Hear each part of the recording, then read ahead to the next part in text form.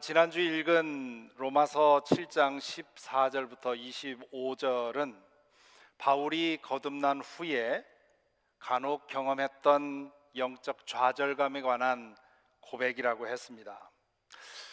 믿는 사람이면 누구나 경험하게 되는 그런 일을 바울 사도가 나의 고백으로 고백을 한 것이지요. 이제 오늘부터 읽게 될 로마서 8장은 바로 앞에 나온 7장과 비교할 때 마치 밤과 낮처럼 아주 극명하게 대조가 됩니다. 7장에서 절망을 말했다면 8장에서는 희망을 말하고요, 8장에서는 한계, 인간적인 한계를 고백했다면 뒤에서는 그 한계가 벗어졌음을 고백하고요, 또 7장에서는 죽음을 말했다면 8장에서는 생명의 기쁨을 말합니다. 이 7장과 8장의 정서를 단적으로 대변하는 구절들이 있는데 7장은 24절이 그 구절입니다. 지난주에도 봤습니다마는 나는 비참한 사람입니다. 누가 이 죽음의 몸에서 나를 건져주겠습니까? 이것이 7장의 정서를 대변합니다. 반면에 8장의 정서를 대변하는 것은 오늘 읽은 8장 1절이라고 할 수 있습니다. 그러므로 그리스도 예수 안에 있는 사람들은 정죄를 받지 않습니다. 우리말로 풀어서서 그렇지 헬라어 원문을 보면 더없이 투박하게 표현이 되어 있습니다. Condemnation to no one in Christ Jesus 이렇게 되어 있죠. 그 뉘앙스를 좀 살려서 번역을 한다면 정죄는 그리스도 예수 안에 있는 사람은 아무에게도 없다, 그렇게 표현하고 있습니다. 이 대조를 통해서 말하려고 하는 것은 7장에서 현실을 잊지 말라는 거죠. 구원받은 사람들, 거듭난 사람들, 성령의 능력 안에서 거룩함을 향해 자라가는 사람들, 당신들은 아직은 완전하지 않다는 것을 기억하라는 거지요. 완전을 향해서 자라고 있을 뿐이다. 그렇기 때문에 육신 안에 살고 있는 한 언제든지 넘어질 가능성이 있으니 깨어 있어라 하는 말이 7장에서 하는 말입니다. 고린도전서 10장 12절에 보면 바울 사도가 그런 뜻에서 이런 말씀을 했죠. 그러므로 서 있다고 생각하는 사람은 넘어지지 않도록 조심하십시오.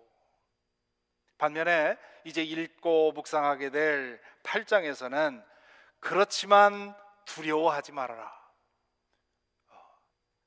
그냥 흔히 하는 말로 하면, 쉽게 하는 말로 하면 쫄지 말아라, 그런 얘기입니다. 오늘 설교 제목을 쫄지 말라 그렇게 하려고 하다가 반대하는 사람이 있어서 못했습니다마는, 때로 연약함으로 부끄러운 일을 행하는 일이 있더라도, 때로 죄의 유혹에 넘어져 실패하더라도 그래도 당신이 그리스도 안에 있음을 기억하라는 겁니다. 이미 받은 구원을 의심하지 말고 이미 죄의 노예로부터 해방되었음을 기억하고 이미 의롭다 함을 입고 의롭게 변화되어 가고 있음을 잊지 말라는 겁니다. 그래서 그리스도 안에 있는 한 하나님은 그런 거 가지고 당신을 정죄하지 않는다는 겁니다. 왜냐하면 하나님께서는 이미 예수 그리스도를 통해서 나의 죄를 정죄하시고 심판하셨기 때문입니다. 예수 그리스도를 나의 주님으로 받아들이고 믿을 때 예수께서 받으신 그 형벌이 바로 나를 위한 벌이 된다는 것이지요. 그렇기 때문에 그분 안에 있으면 우리에게는 정죄가 없다는 겁니다. 우리 대신해서 그분이 정죄를 받았기 때문입니다. 법에 보면 일사부재리의 원칙이라는 것이 있습니다. 영어로 더블 제퍼디라고 하지요.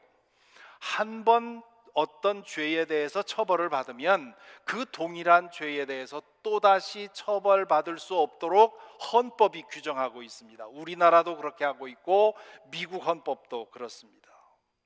인간의 법정에서도 보호받는 권리가 하나님의 법정에서도 역시 보호받는다는 것이지요.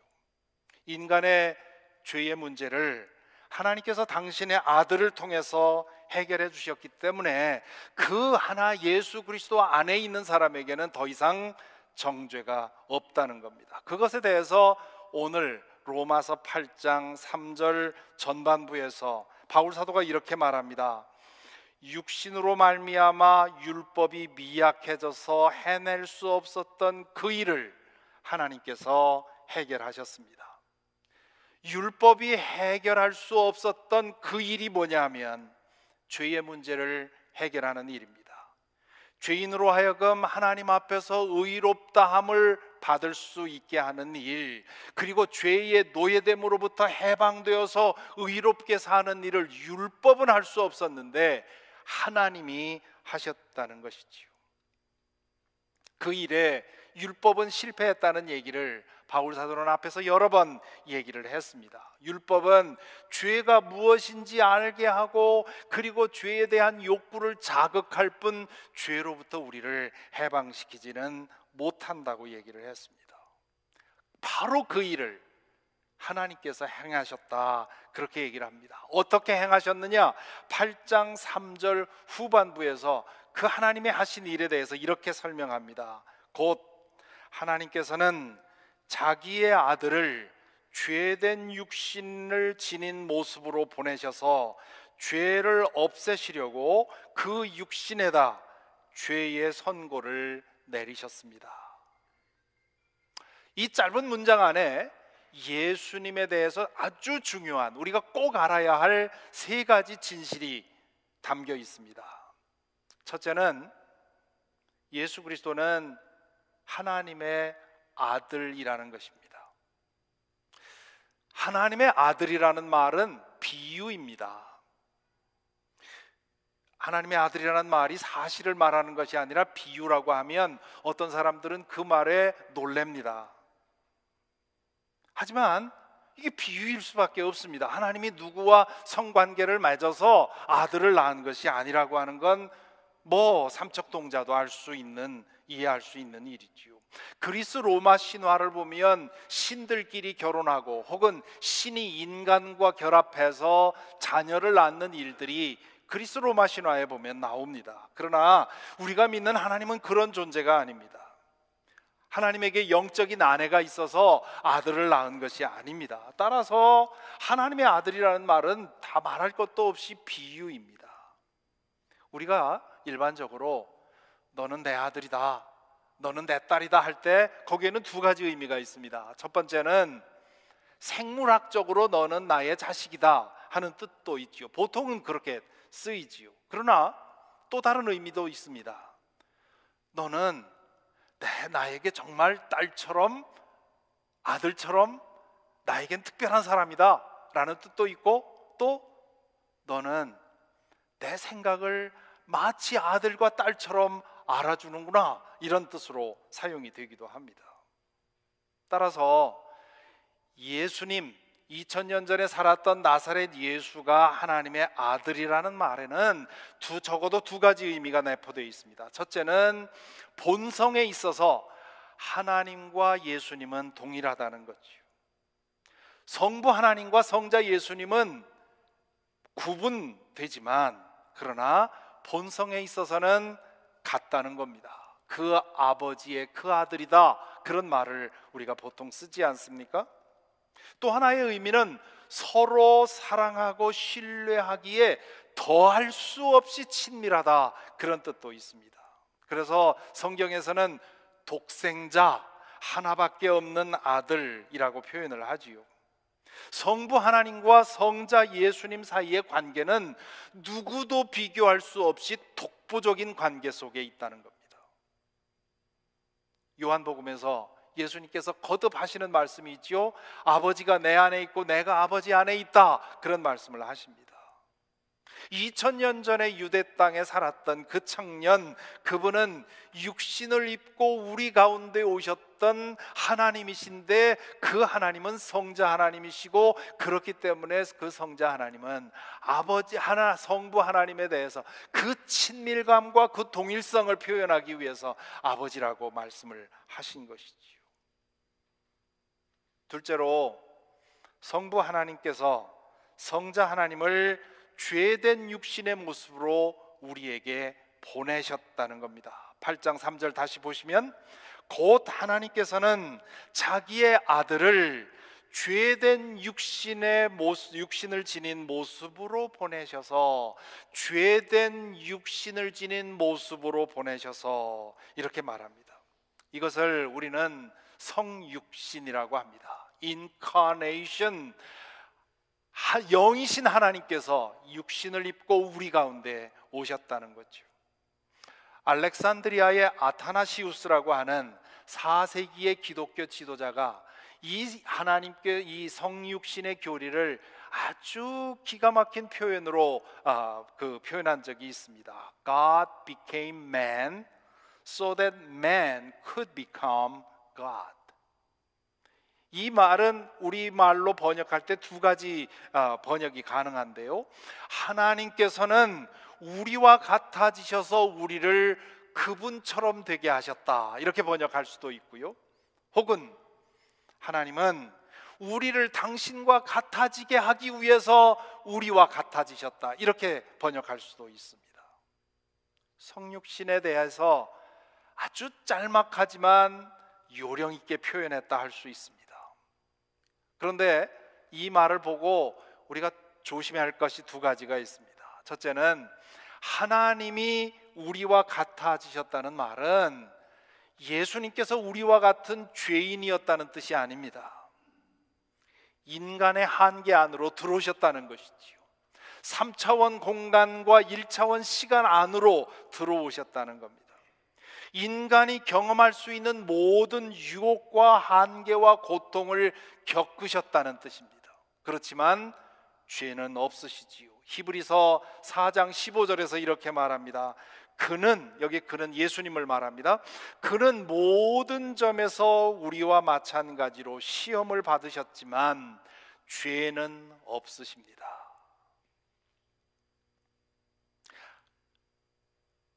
우리와 같아지셨다는 말은 우리처럼 죄를 지었다는 것이 아니라 우리와 똑같은 한계 안으로 들어오셔서 경험하셨다는 뜻입니다. 두 번째로, 우리로 하여금 하나님과 같아지게 하려고 라는 말을 오해하면 안 됩니다.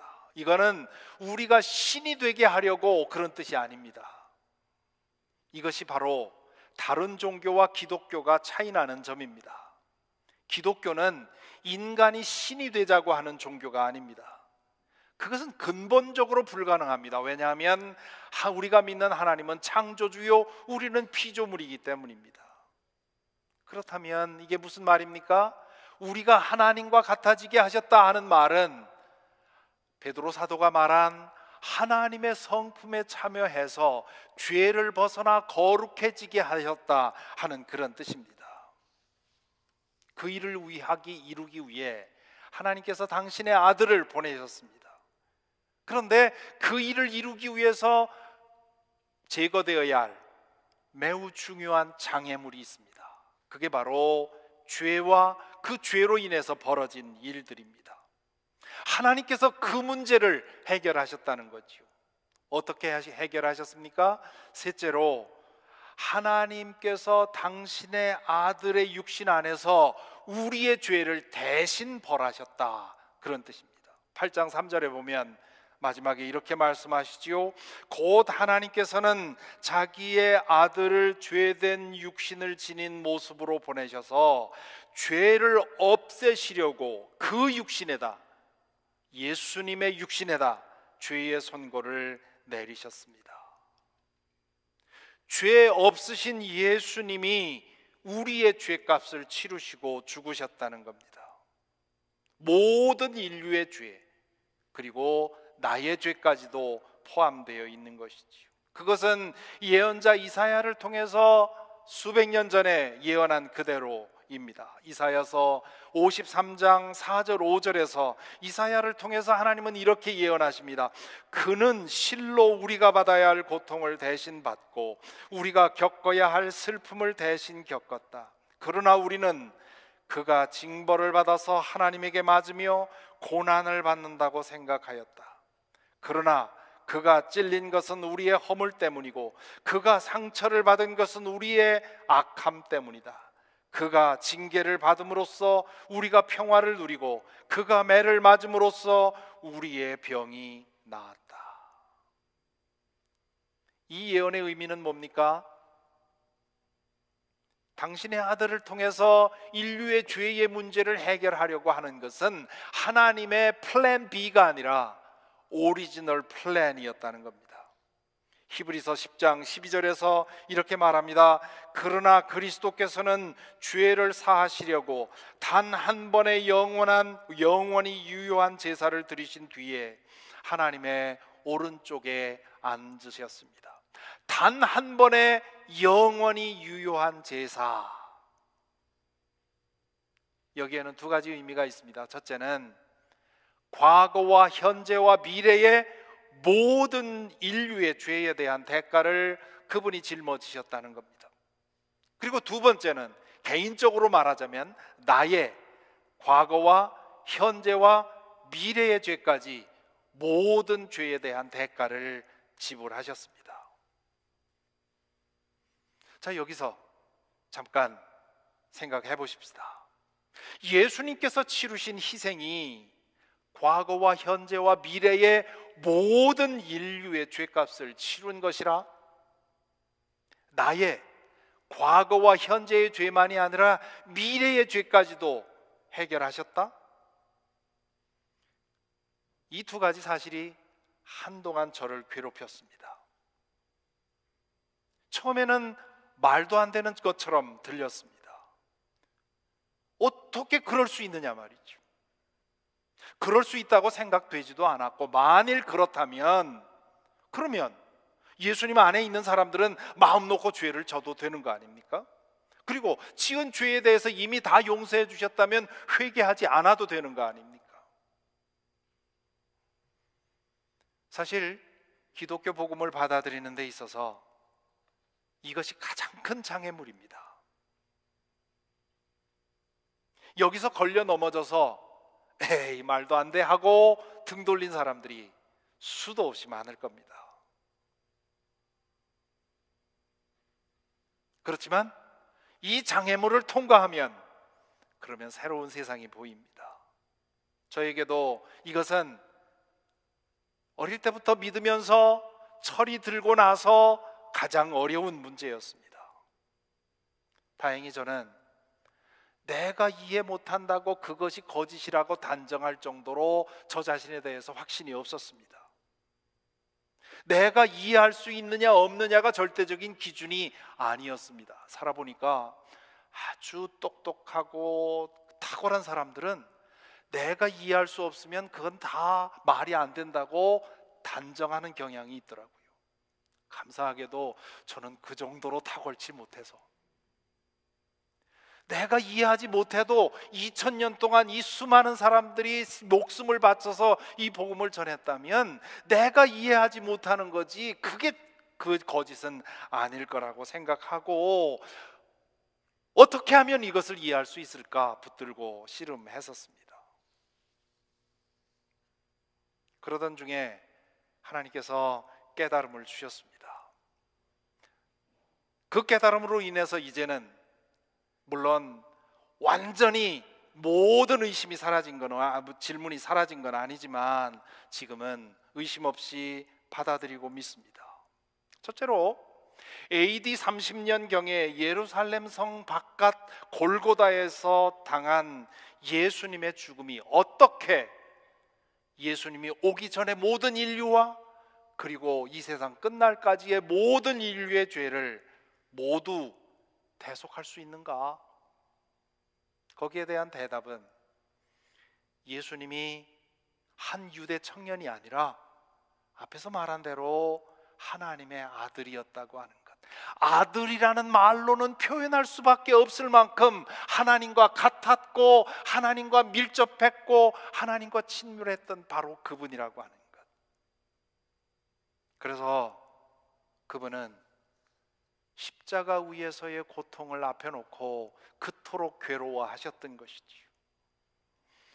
겟세마네 동산에서 땀방울이 핏방울이 될 정도로 고통하신 이유, 십자가에 달려 돌아가시면서 나의 아버지 어찌하여 나를 버리십니까? 라고 절규하신 이유는 그 개인의 죽음을 당한 것이 아니라 모든 인류의 죄값으로 그 모든 고통이 합쳐진 그 고농도의 고통을 겪으셨기 때문입니다. 하나님의 아들로서 인류의 모든 죄, 과거와 현재의 미래의 모든 죄를 짊어지시고 오직 하나님의 아들만이 겪을 수 있는 극대치의 고난을 겪으신 것입니다. 그러므로서 하나님은 모든 인류가 대속받기에 충분한 은혜를 베풀어 주신 것이지요. 여기서 또 하나 생각할 것은 시간과 영원의 차이입니다. 하나님은 1차원의 시간을 넘어서 영원에 계신 분입니다. 영원의 차원에서 보면 과거도 현재도 미래도 다 한눈에 보이는 동시대 사건입니다. 비유하자면 제가 차를 운전해서 뉴욕으로 가고 있습니다. 그러면 저에게는 지금 내가 지나고 있는 그 장소밖에는 보이지 않습니다. 그러나 누가 하늘에서 망원경을 가지고 내려다본다면 내가 떠난 온 곳도 보일 것이고 내가 지금 지나는 곳도 보일 것이고 제가 지금 가고 있는 곳도 보일 겁니다. 앞에 어디쯤 가면 막힐 거고 어디쯤 가면 교통사고가 나 있고 어디쯤 가면 경찰이 있고 그 사람에게 다 하늘에서 보면 다 보입니다. 그러나 나에게는 아직 오지 않은 일이기 때문에 내 옆에밖에는 보이지 않는 것이지요. 이 우리가 처해 있는 1차원의 시간과 하나님의 영원의 차원을 묵상하면 묵상할수록 참으로 신비로운 일들이 많습니다. 인간의 입장에서 보면 예수님의 십자가 사건은 2000년 전 주후 AD 30년경에 일어난 일이고 한 번 일어나고 끝났습니다. 그러나 하나님의 입장에서 보면 그 사건은 현재와 과거와 미래를 아우르는 사건입니다. 그 사건은 지금도 일어나고 있다고 할 수 있습니다. 흔히 그런 질문을 듣지요. 복음을 전하다 보면 아니 예수를 믿어야만 구원받는다고 하면 그분이 태어나기 이전 사람들은 어떻게 되는 거냐? 이것은 1차원 시간 안에 갇힌 우리만이 할 수 있는 질문입니다. 영원의 차원에서 보면 구원의 복음을 듣지 못해서 구원받지 못한 사람은 없습니다. 구원받지 못한 사람이 있다면 그것은 그 사람의 책임이지요. AD 30년경에 일어난 예수님의 희생이 미래의 인류의 죄에 대한 대속이 될 수 없다면 지금 우리는 그 구원을 받을 수가 없습니다. 2000년 후에 내가 예수 그리스도를 영접함으로 구원받을 수 있다면 만년 후에 오는 사람도 구원받을 수 있는 것이고 과거에 있던 사람도 하나님의 섭리 가운데서 어떻게든 복음을 듣고 구원을 받았을 것입니다. 둘째로 이것이 더 어려운 문제인데요, 만일 믿음 안에 있는 내가 앞으로 지을 죄까지도 예수님께서 다 용서해 주셨다면 그러면 마음 놓고 죄를 지어도 되는 거 아닌가? 혹은 죄를 지었을 때 굳이 회개할 필요 없지 않는가? 이미 다 용서가 된 거라면 이 질문은요, 내 믿음이 진짜인지 가짜인지 구분할 수 있는 아주 중요한 질문입니다.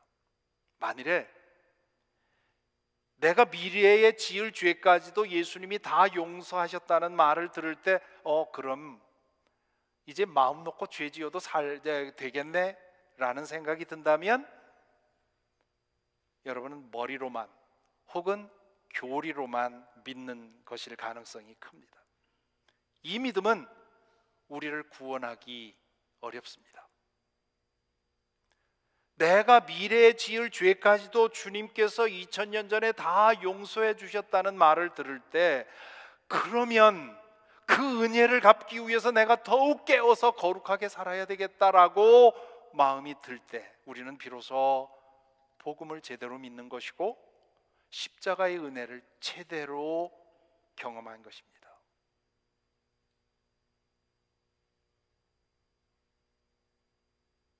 그것이 우리를 구원할 만한 믿음입니다.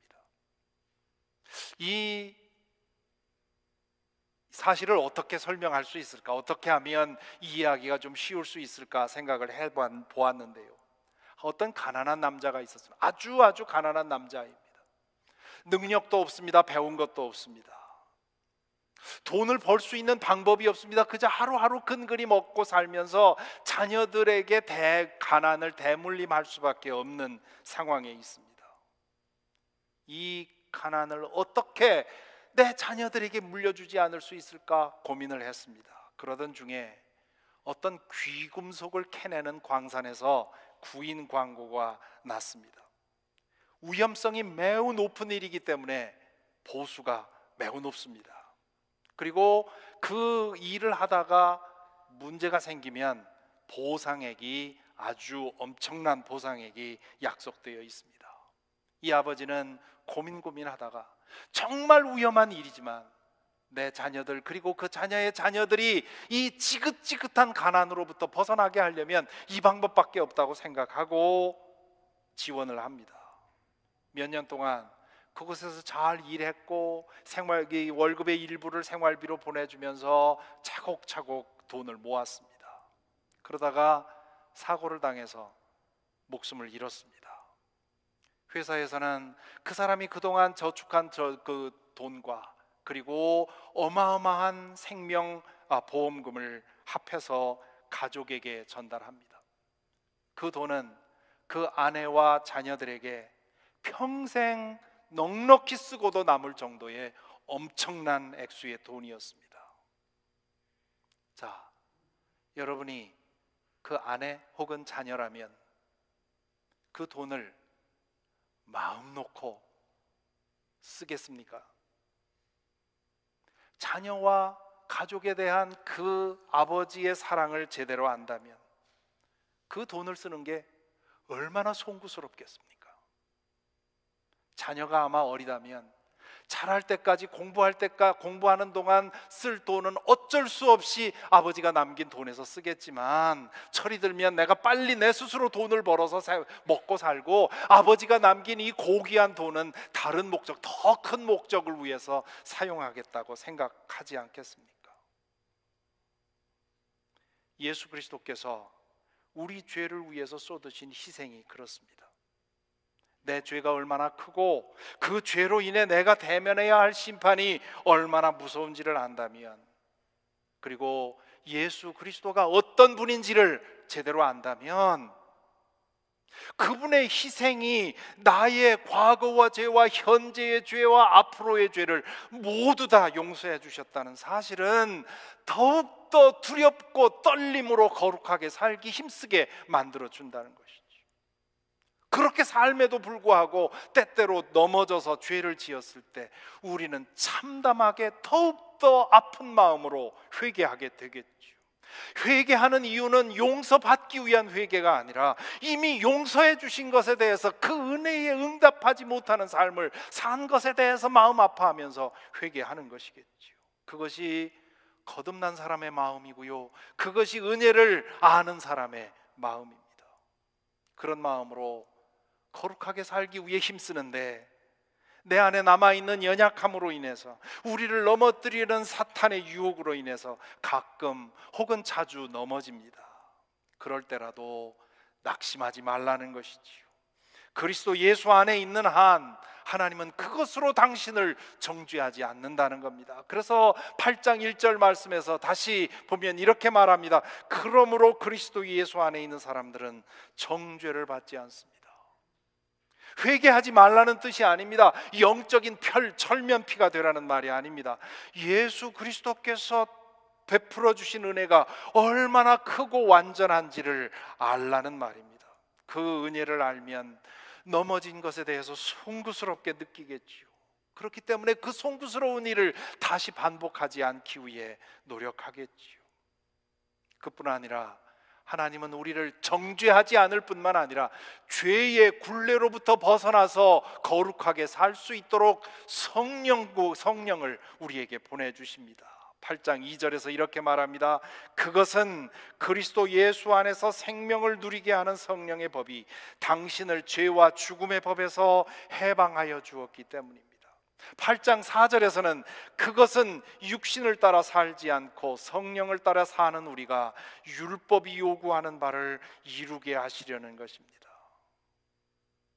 죄와 관계에서 우리가 가지고 있는 두 가지 문제가 있습니다. 하나는 죄에 대해서 우리가 받아야 할 하나님의 징벌이요, 둘째는 매일매일 살아가면서 죄의 노예됨으로부터 해방되어 살아가는 것입니다.